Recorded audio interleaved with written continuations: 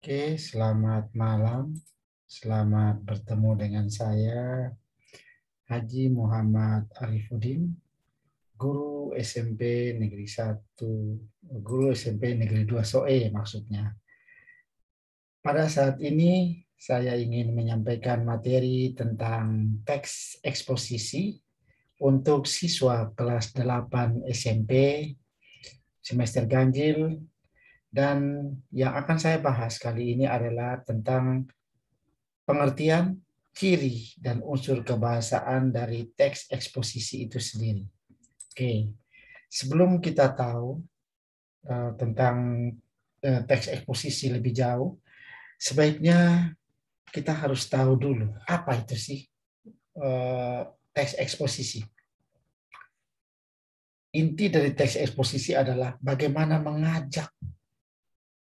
Yuk, mari ke sini, ayo ikut aku. Nah, ini yang disebut teks eksposisi, karena unsur yang ada adalah bagaimana mengajak. Pengertian dari teks eksposisi adalah berusaha memberitahu atau menerangkan sesuatu. Dengan ajakan itu, dia ingin memberitahu dan mengajak dan menerangkan sesuatu. Nah, ciri dari teks eksposisi adalah menjelaskan pokok secara objektif, gaya penulisannya informatif, dan teks memuat tentang fakta. Selanjutnya, menentukan informasi dalam teks eksposisi. Untuk menentukan informasi dalam teks eksposisi, itu ada dua. Yang pertama, unsur teks eksposisi itu sendiri. Yang kedua adalah jenis-jenis teks eksposisi. Oke, anak-anakku SMP di mana saja berada, teks eksposisi dibentuk oleh dua unsur utama, yaitu gagasan dan fakta. Gagasan disebut juga pendapat. Gagasan adalah pendapat yang dikemukakan.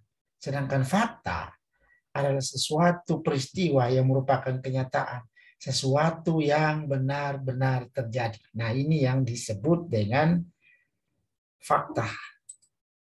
Jenis teks eksposisi diantaranya adalah identifikasi, membandingkan atau pertentangan, ilustrasi, klasifikasi, definisi, dan analisis. Sedangkan bagaimana menyimpulkan isi teks eksposisi? Yang pertama adalah menentukan isi teks eksposisi, yang kedua meringkas teks eksposisi, yang ketiga menyimpulkan teks eksposisi. Nah, menentukan isi teks eksposisi berarti mengambil garis besar atau intisari dari teks tersebut. Sementara langkah yang perlu dilakukan untuk meringkas teks eksposisi adalah yang pertama, baca teks itu dengan seksama. Yang kedua, tentukan gagasan pokok setiap paragraf. Yang ketiga, rangkaikan setiap gagasan pokok yang kalimat yang dibuat sendiri. Yang berikut adalah langkah-langkah menyimpulkan isi teks eksposisi. Yang pertama, membaca atau mendengarkan teks eksposisi dengan seksama. Yang kedua adalah mencatat isi pokok teks eksposisi. Yang ketiga adalah merangkai isi teks menjadi sebuah simpulan. Oke, anak-anak. Selanjutnya, menganalisis struktur dan kaidah kebahasaan dalam teks eksposisi. Menjelaskan struktur teks eksposisi dan menjelaskan kaidah kebahasaan teks eksposisi. Ini dua hal ini akan Bapak bahas pada bagian kedua pada pertemuan tentang teks eksposisi. Sedangkan struktur teks eksposisi adalah argumentasi, tesis, dan penegasan ulang.